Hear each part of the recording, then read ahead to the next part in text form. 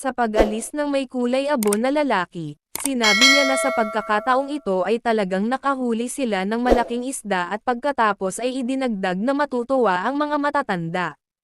Napatingin si Crystal sa bida. Ang sabi ng maton, na may maningning na ngiti sa kanyang mukha, na ito ay magiging isang kamangha-manghang araw. Natahimik si Krista. Tinanong niya ang bida kung talagang nakalimutan niya ang kanyang posisyon dito mula nang masangkot siya sa isang magic duel. Ang pangunahing tauhan ay kumuha ng isang libro mula sa bookshelf. Sinabi ng bida na siya ay isang freshman sa Dilighton University, at sinabi ng batang babae na ang bida ay dapat tumigil sa paggawa ng mga biro. Ibinalik ng pangunahing tauhan ang aklat. Tumingin si Krista sa bida na may hindi nasisiyahang ekspresyon. Tumalikod siya at umalis, at pagkatapos ay sinabi sa pangunahing tauhan na malaya siyang gawin ang anumang gusto niya. Ang pangunahing tauhan ay naglabas ng isang berdeng libro at nagtanong kung bakit siya nagagalit. Tinanggal ng lalaking nakaitim na kamiseta ang kanyang salamin at sinabing ang ginawa ng bida ay isang bagay na lohikal na hindi maintindihan. Idinagdag niya na ang mga inapo ng isang mahiwagang pamilya ay hindi kailanman nakikibahagi sa mga mahiwagang tunggalian. Ang pangunahing tauhan ay tumingin ng malapitan sa singsing ng taong may salamin at napansin ang isang dragon doon na nakabuka ang mga pakpak, at pagkatapos ay napansin na siya ay isang sophomore. Tinanong ng pangunahing tauhan ang sophomore kung bakit. Sumagot ang lalaking may salamin na ito ay dahil labis kang natalo kumpara sa iyong natamo. Hinawakan niya ang kanyang pisngi at pagkatapos ay sinabi na, sa totoo lang, siya ay mas nalilito kaysa sa pasasalamat, at pagkatapos ay nagtanong sa pangunahing tauhan kung bakit siya tumulong. Ang pangunahing tauhan ay nakatayo sa tapat ng lalaking may salamin at sinabi na hindi siya tutulong, ngunit inamin na ginawa ito para sa isang gawain. Sinabi ng ikalawang taon na nagpapasalamat siya, ngunit tila minamaliit ni Lord Rain si Logan. Naglalakad ang may kulay abong lalaki malapit sa mga itim na larawan ng mga tao. Ang pangunahing tauhan ay nagtatanong kung ito ay totoo at kung siya ay talagang kahanga-hanga. Ang taong may salamin ay nagsasabi na ang kulay abo na lalaki ay isang king type na salamangkero at higit na malakas laban sa mga pangkalahatang salamangkero na dalubhasa sa malayuang mahika. Sinuntok ni Logan ang isang salamangkero na may hawak na tungkod. Idinagdag ng lalaking may salamin na, salamat sa kanyang malakas na pisikal na kakayahan at karakter, nakasali na siya sa ilang magic duels. Iniulat niya na ang kanyang rate ng panalo ay higit sa 70%. Sa ilalim ng may buhok na kulay abo ay namamalagi ang kanyang talunang kalaban. Ang lalaking may salamin ay nakaupo sa isang upuan at sinabi sa kalaban na siya ay nasangkot sa isang napakawalang ingat na pakikipagsapalaran, pagkatapos ay sinisisi ang kanyang sarili sa katotohanang nangyari ito dahil siya ay walang ingat. Ang pangunahing tauhan ay nakikinig sa mga salita ng sophomore na may kalmadong ekspresyon sa kanyang mukha.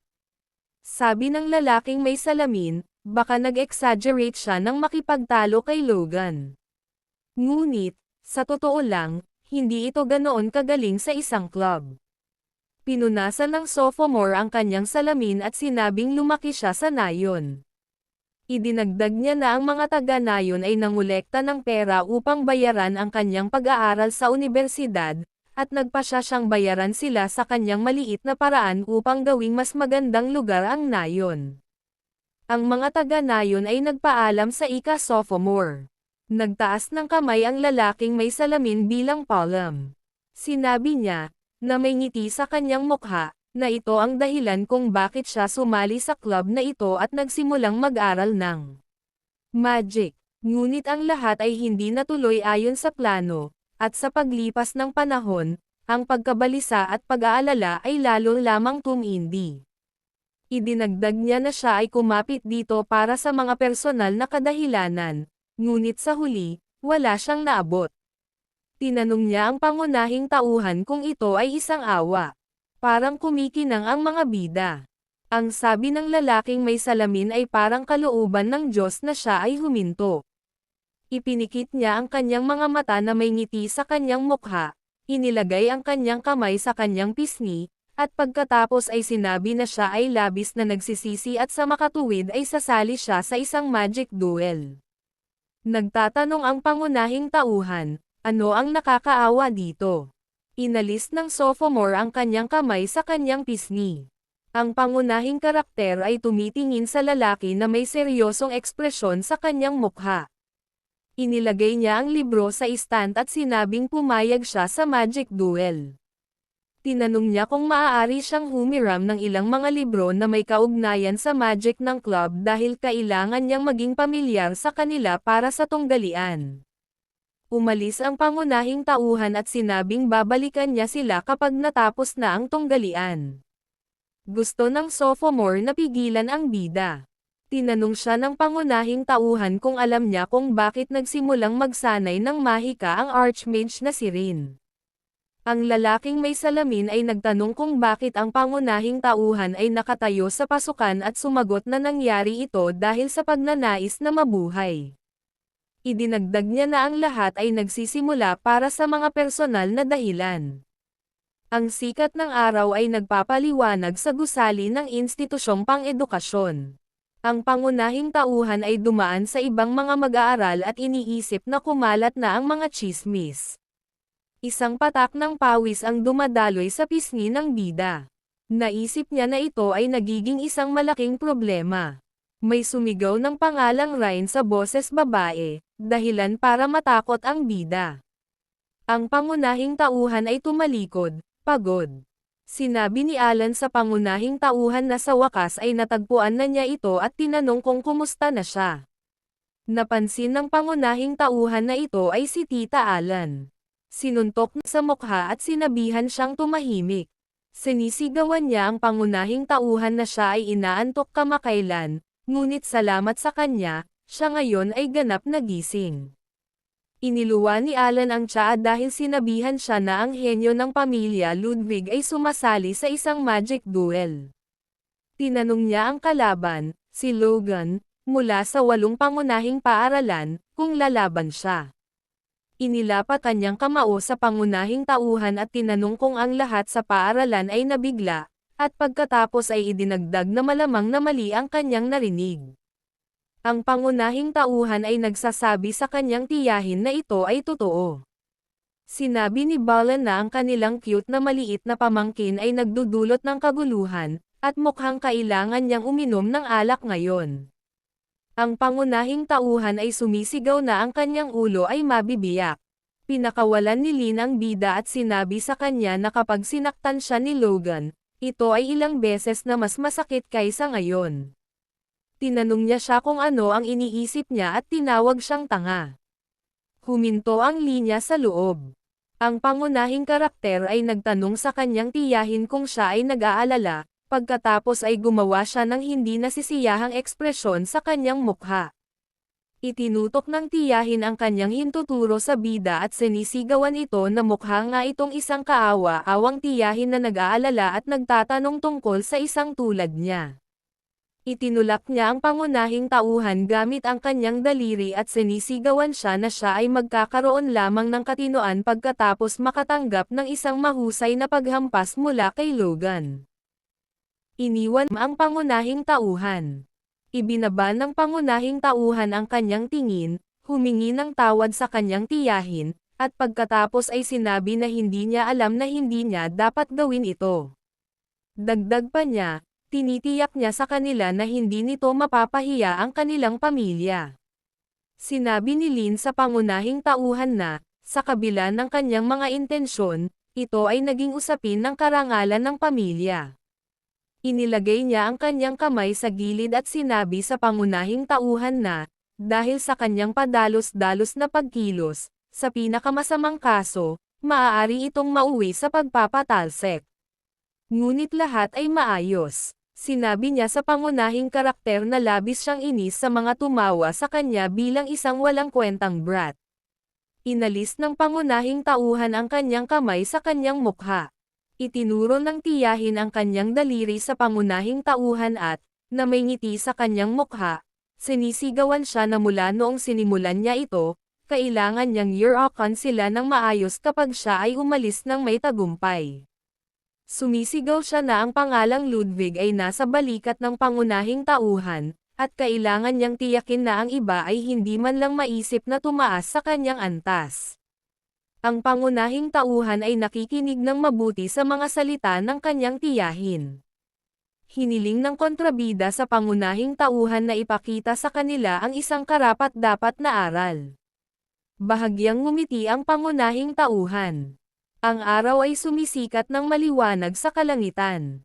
Ang bida ay nakatayo sa tapat ni Logan sa gitna ng amphitheatro. Naka-shorts ang bully at hinubad ang puting sando. Nakangiti ng matamis ang buhok na kulay abo. Inakala ng pangunahing tauhan na ito na ang kanyang intensyon sa simula pa lamang. Tinitingnan ng bida ang kalaban na may seryosong ekspresyon sa mukha. Tinanong ng isa sa mga estudyante kung ano ang nangyayari. Tanong ng isa pang estudyante kung bakit ang ingay. Nagtakbuhan ang mga estudyante sa kung saan. Nagtakbuhan ang mga estudyante sa amphitheater.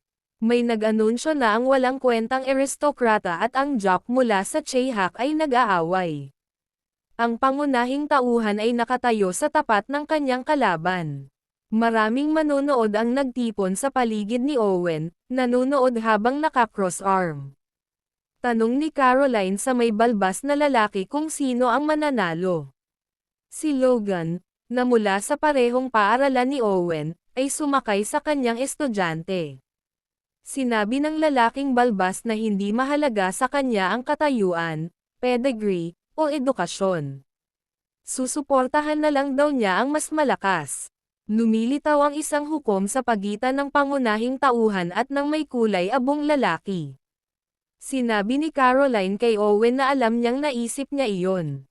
Isang lalaking may kayumangging buhok na nakasuot ng itim na vest ang nagsabi na siya si Tian, ang hukom ng mahiwagang tunggalian na ito. Ibinunyag niya na dahil ang mahiwagang tunggalian na ito ay opisyal na pinapahintulutan ng paaralan, ang natalo ay dapat tuparin ang mga kondisyon ng panalong itinakda ng paaralan. Ngumiti ng mali siya si Logan. Tinitingnan ng bida ang kalaban na may kalmadong ekspresyon sa kanyang mukha. Hiniling ng hukom sa mga aplikante na humakbang pasulong. Hinubad ng may kulay abong lalaki ang kanyang puting balabal at pumunta sa bida. May benda ang kanyang dibdib.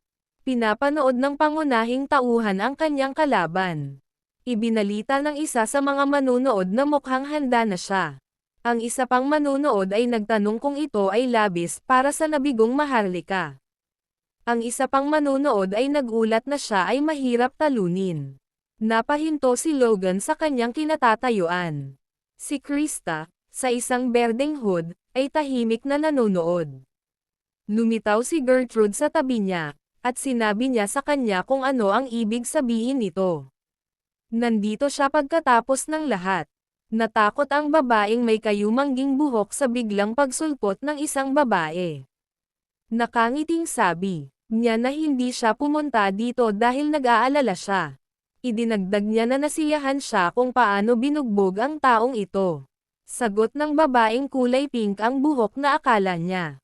Naisip ni Caroline na may maalalahang tingin na ang mga apprentice mages ay may napakahabang oras ng casting, kaya ang mga mage na maaaring agad na makisali sa santukan ay nagbabanta. Iniisip niya kung paano siya lalabanan ng bida. May inilabas ang pangunahing tauhan at pinaikot-ikot ito sa kanyang kamay. May pagtataka sa mukha ang blonde. Interesado ang panonood ng mga manunood sa nangyayari. Ang pangunahing tauhan ay may hawak na walis sa kanyang kamay. Sinabi ni Logan sa pangunahing tauhan na akala niya ay may hawak siyang isang uri ng kahoy na patpat, ngunit ito ay metal. Pinagmasdan niyang mabuti ang walis ng bida. Nagsisimula ng tumawa ang mga manunood sa nangyayari. Sigaw ng isa sa mga manunood na walis daw. Tinanong ng isa pang manunood ang bida kung talagang lumabas siya para maglinis. Si Owen at Caroline ay nanunood na may pag-aalala sa kanilang mga mukha.